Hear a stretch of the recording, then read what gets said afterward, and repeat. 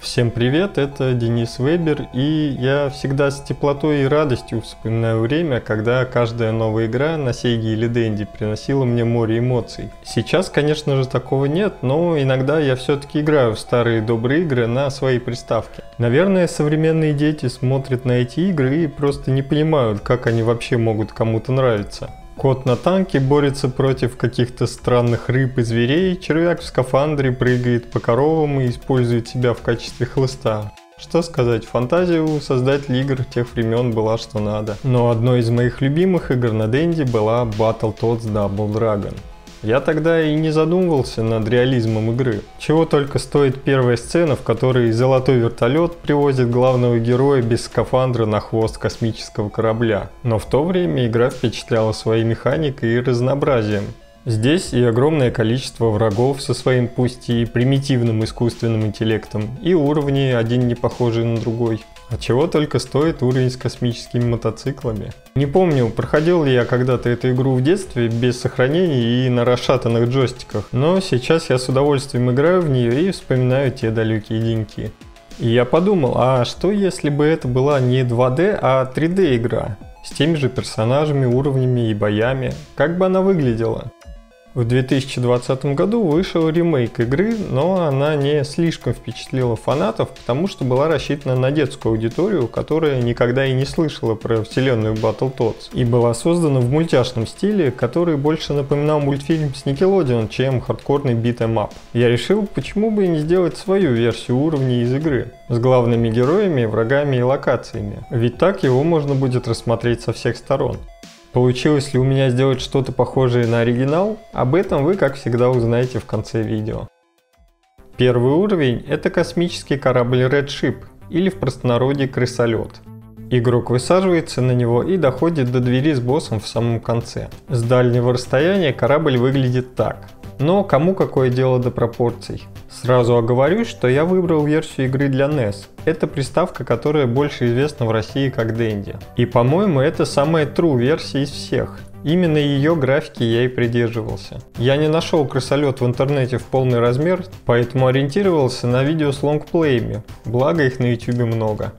Вообще, корабль можно по праву назвать чудом инженерной мысли. Не знаю, как влияют на его летные качества все эти странные торчащие детали и винтики, но думаю, что вы со мной согласитесь, он сделан очень круто. С основой корабля особых проблем не возникло. Я обвел его контур, выдавил и отзеркалил площадку. С готовой основой в дальнейшем было легче строить новые секции. У корабля есть несколько отличительных особенностей. Гармошка, вентиляторы и торчащие неведомые штуковины внизу корпуса. Мне нравится красить модельки, как только они принимают хоть сколько-нибудь похожую на оригинал форму. Так модель становится еще интереснее. Спустя время я сделал те самые странные штуковины в нижней части корабля. Интересная особенность этой, да и не только этой игры для NES, в том, что в разных кадрах одинаковые вещи могут выглядеть по-разному. Я старался ориентироваться на то, что видел, и местами слегка совершенствовал части корабля. Например, болтики у меня с плоской, а не с закругленной шляпкой. Чем не нововведение? На заставке уровня эти штуки выглядели как углубления, а на кадрах с самой игрой как подобие каких-то экранов с движущимися частями. В оригинальной игре некоторые углубления корабля покрашены в более темный цвет, а те, на которые должен падать свет, в более светлый. Таким способом разработчики старались придать объем деталям. В 3D подобное можно сделать с помощью света и тени, но я подумал, что было бы круче затемнить и высветлить некоторые углубления и части вручную. Пришло время для создания главного героя. В детстве мне всегда почему-то больше всего нравился Рэш. Тогда я просто выбирал самую крутую лягушку в черных очках. Кстати, напишите в комментариях, играли ли вы в Battletoads и какой был у вас любимый персонаж. Я нашел несколько спрайт-листов с лягушками и их позами, но в 8-битных играх достаточно плохая детализация и сделать по ним 3D-модель очень сложно. Поэтому я скачал фанарт и скрины заставок разных версий игры. В итоге лягушка стала собирательным образом из нескольких примеров. В игре на NES в своем спокойном состоянии лягушка держит кулаки сжатыми. Сначала я планировал оставить кулаки, но потом не поленился и сделал полноценные 4 пальца. На разных картинках у лягушки разное выражение лица, и я сделал что-то нейтральное между ухмылкой и улыбкой. Чуть не забыл самое важное. Так как я выбирал Рэша за его крутой вид, я добавил ему очки. За рефами, конечно же, Ray-Ban. Несколько минут и очки готовы. Глаз за очками не видно, но мы же можем сделать все, что угодно, поэтому я добавил ему ярко-зеленые глаза. Главный герой готов. Время приступать к созданию вертолета. Я также взял несколько референсов, которые мне помогли при его создании. Модель вертолета напомнила мне ту, что используют спасатели. Честно скажу, с вертолетом я провозился долго, так как никак не мог сделать ему правильную форму кабины. Думаю, что потратил на вертолет около 3 часов своего времени, но в итоге мне понравилось то, что получилось. Раскрашивая модельку, я решил слегка отойти от цвета в оригинале и сделал кабину из стекла с голубым оттенком. Так он стал выглядеть еще моднее. В своей сцене я хотел показать основных участников уровня, при этом не воспроизводя его целиком. Так как в игре враги появляются по очереди, то в моем случае сцена выглядела бы пусто и неинтересно. Поэтому я слегка сократил размер корабля, но добавил основных врагов, которые встречаются на пути героя. Как я уже говорил, достраивать корабль было проще, так как у меня были готовые части, из которых он состоит. Нужно было лишь подогнать их по ширине и длине. Для новых частей нужно было добавить еще несколько объектов. Я начал с вентиляторов, которые, видимо, выдувают воздух из корабля и что-то берут из космоса взамен. Здесь ничего сложного. Сделал корпус вентилятора, фиксатор и лопасти. Я еще продлил корпус корабля, расширив его, и сделал 2 площадки.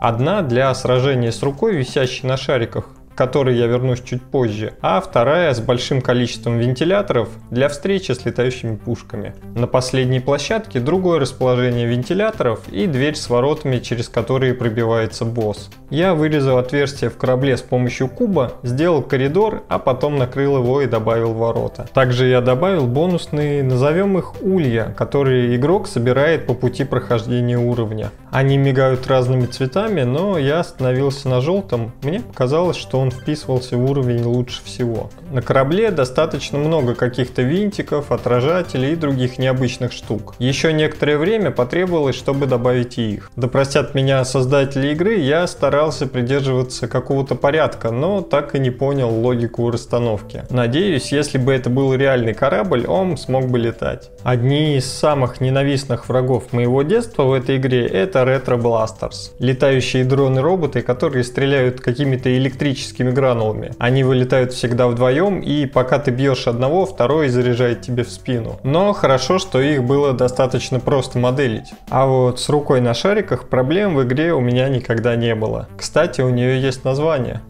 Mechnomet.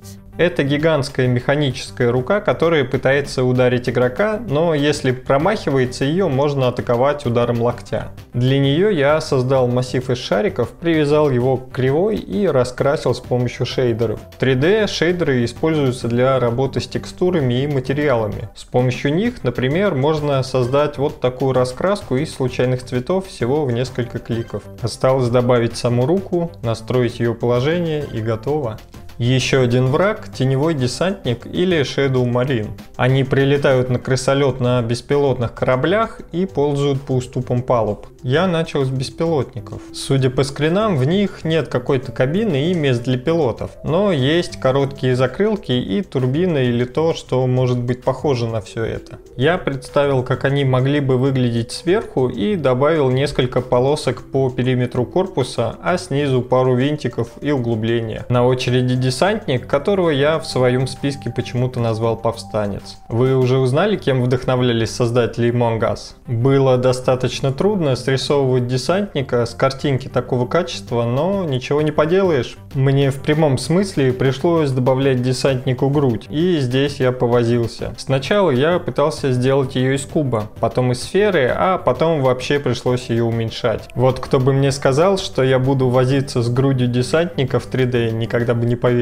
Не хочу даже думать, сколько я потратил на это времени, но в итоге все получилось хорошо. Добавил 4 титановых кубика пресса, руки и ноги, а потом еще с час поправлял части тела, чтобы моделька меня устроила. Уже после того, как я полностью доделал десантника, понял, что потратил на него больше всего времени. В своем прошлом видео я загружал модельки в сервис Mixamo для того, чтобы создать скелет и анимацию. Кстати, это видео можете посмотреть по ссылке в правом верхнем углу. Я, кажется, посмотрел все видео на YouTube, которые так или иначе связаны с весами костей, но это все равно не отменило несколько часов попыток создания правильного скелета. Дело в том, что если веса для модельки в Blender распределены неправильно, при движении костей появляются артефакты в виде деформированных частей тела. Я рисовал и снова рисовал веса, но выходило совсем не так, как я рассчитывал. При загрузке в Mixamo автоматический риггинг может не всегда работать корректно, но только спустя время я плюнул на все и решил сделать скелет вручную. Хоть это неприятный и мучительный опыт, но я действительно почувствовал, что стал лучше разбираться в весах и арматуре после этого видео. А еще я поклялся всегда создавать модельки в T-позе, чтобы веса распределялись корректнее.